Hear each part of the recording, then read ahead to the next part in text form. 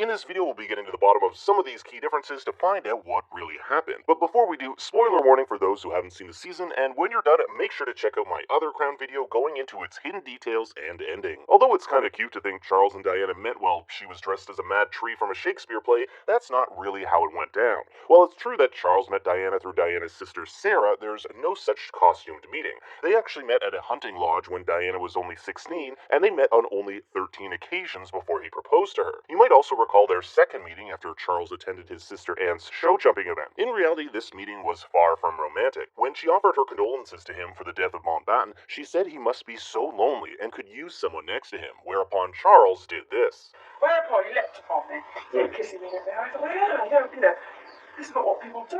Speaking of Mountbatten is his death in episode 1. While it's true he died in an IRA bomb attack, what isn't shown is how he survived the initial blast. It was only after he was pulled from the wreckage that he succumbed to his wounds while being brought to shore. The first episode also introduces us to the tenuous relationship between Queen Elizabeth and then Prime Minister Margaret Thatcher. Thatcher's biographer, journalist Charles Moore, wrote that while some aspects of Thatcher's visits with the Queen were, quote, surely wrong, overall it's pretty accurate. However, some of the timelines in the series don't add up. For example, in episode 4, we have the invasion of the Falkland Islands occurring at the same time Thatcher's son goes missing, but in reality, these happened at different times. There is also no indication that Thatcher asked the Queen to dissolve Parliament days before she was to be ousted from the Conservative Party. In the end, the relationship between the Queen and Thatcher was quite good, and Thatcher's was the first Prime Minister's funeral the Queen attended since Winston Churchill. Another difference is Diana's first trip to Balmoral. While true it was a triumph and she won over the hearts of the family, especially Charles's father Philip, she never went on that elusive stag hunt with him. This scene was merely to create a bond between Philip and Diana, one which would spur Philip to push Charles into marrying her. Now, I had to look this one up because it seemed too crazy to be true, but remember that awkward interview where Charles says the line, "Whatever love is"? Well, that actually happened. And I suppose in love.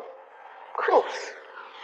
Whatever in love means. The proposal, however, may not have gone down as told in the show. While he did propose in the nursery, there's no indication he didn't get down on one knee. But Diana, in author Andrew Morton's biography of her, wrote that after Charles proposed, Diana told him she loved him, and guess what Charles said in return? The same line, "Whatever love means." A real romantic. Did Diana actually rollerblade through Buckingham Palace? While it's known that Diana was a frequent rollerblader and fan of pop music, there's no confirmation that she actually bladed through the halls of Buckingham Palace, but I'd like to believe she did. Episode 3 also has an awkward lunch between Diana and Camilla Parker Bowles. While the show makes it seem like this is their first time meeting, in reality they would have been around each other multiple times. They got along quite well while Charles was courting Diana in 1980, but as you can imagine, the relationship soured when Diana found out Camilla was Charles's secret lover. Not depicted in the show is Diana confronting Camilla about an affair at a party in 1989, in which Camilla responded, "You've got everything you ever wanted. You've got all the men in the world to fall in love with you, and you've got 2 beautiful children. What more do you want?" To which Diana responded, "I want my husband." Man, that would have been an exciting scene to see in the show, but expect more Camilla-Diana drama next season. Episode 4 follows the Queen taking her children to lunch, and as the show implies, Prince Andrew is her favorite child.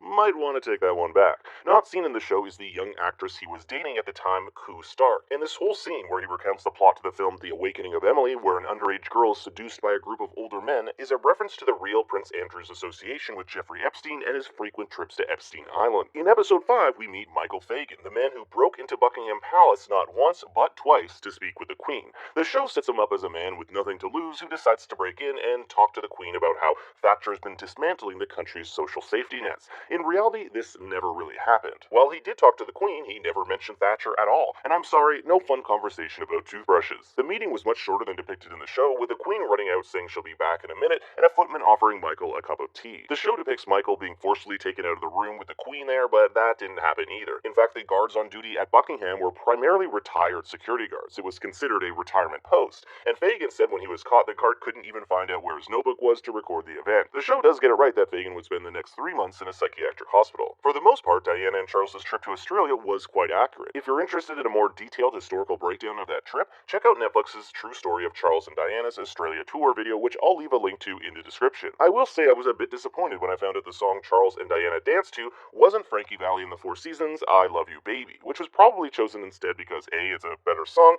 and B, fits in more thematically with the episode. Episode 7 introduces us to Princess Margaret's friend Derek Jennings, aka Dazzle. It's implied he and the princess may have had a fling prior to him going off to the priesthood, but there's no evidence to support that, nor if he accompanied Margaret to the home where her developmentally disabled cousins Nerissa and Catherine Bowes Lyon were hidden away. Their relationship was more spiritual in nature, and some have said that Dazzle's main focus was try to convert Margaret to Roman Catholicism. The biggest conflict between the Queen and Thatcher over sanctions against South Africa seems to be pretty true, even considering the palace itself has denied the Queen ever expressed any opinion on the matter. However, Canadian Prime Minister Brian Mulroney at the time is quoted as saying behind closed doors, the Queen was a force in ending apartheid in South Africa. Episode 9 depicts the tragic avalanche which killed Prince Charles's friend, Major Hugh Lindsay. While Charles was involved in the avalanche, he was never feared dead by the royal family, and he aided in the recovery of his friend. In the show, Diana was not on the slope that day, opting to stay behind at the chalet with Prince Andrew's wife, Sarah Ferguson, who was pregnant at the time. And Diana's surprise birthday dance to Billy Joel's Uptown Girl did indeed happen,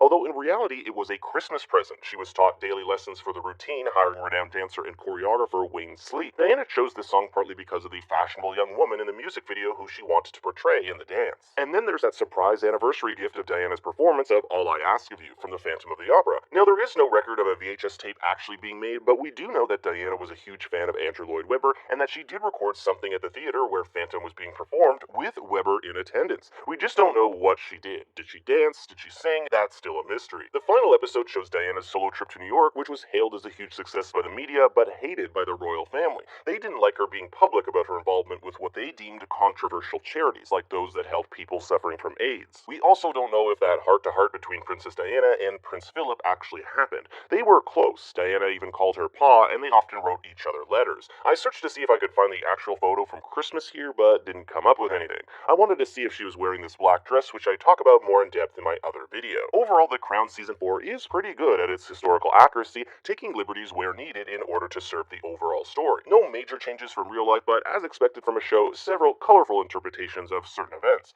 If you like this video, please do check out my other one, and make sure to like and subscribe and share. I'll definitely be covering Season 5 when it comes out sometime in the